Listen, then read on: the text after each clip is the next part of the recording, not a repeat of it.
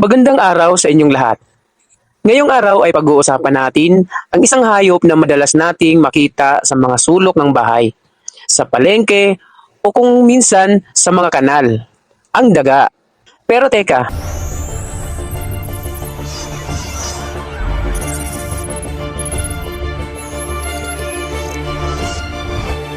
alam nyo ba na kahit madalas silang ituring na peste, ang mga daga ay may mahalagang papel sa mundo? Oo, tama ang narinig nyo. Hindi lang sila basta pasaway. Sila rin ay bahagi ng likas na balanse ng kalikasan. Pakinggan natin kung paano. Una sa lahat, ang daga ay bahagi ng food chain o tanikala ng pagkain. Bilang maliliit na hayop, sila ay pangunahing pagkain ng mga predator tulad ng ahas, kwago, pusa at ilang uri ng ibon. Sa madaling salita, kung walang daga, baka magkulang ng pagkain ang ilang hayop at maapektuhan ang buong ekosistema. Isipin mo, sa simpleng pagtakbo nila sa gabi, may mas malawak pala silang ginagampanan sa buhay ng iba pang nilalang. Pangalawa, ang daga ay tinatawag ding tagapagkalat ng binhi. Kapag kumain sila ng prutas o buto, madalas nilang ibaon ito sa lupa para itago o iiimbak. Pero kung minsan, nakakalimutan nilang balikan ito. Kaya't ang mga buto ay tumutubong muli at nagiging halaman o puno. Sa ganitong paraan, ang daga ay nakakatulong sa pagpaparami ng mga halaman at kalikasan. Pangatlo, ang daga ay napakahalaga sa larangan ng sihensya at medisina.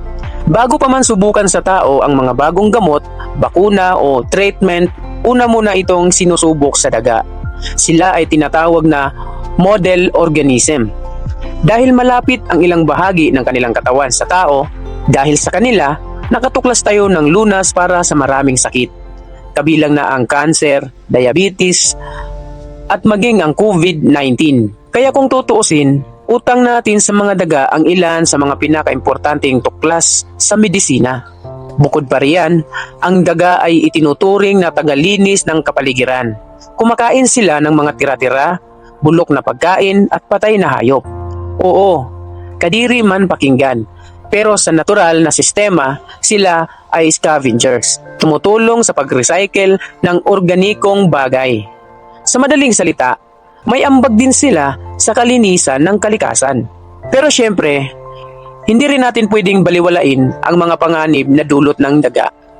May ilang uri ng daga na nagdudulot ng sakit tulad ng leptospirosis o rabies, lalo na kung may kontaminadong ihi o kagat. Kaya importante pa rin ang malinis na kapaligiran at tamang pag-iingat para sa ating kalusugan. Kaya sa susunod na makakakita ka ng daga, huwag mo agad silang husgahan o minsan sila'y istorbo. Pero mas malawak na tanawin, sila ay may mahalagang papel sa kalikasan at sihensya.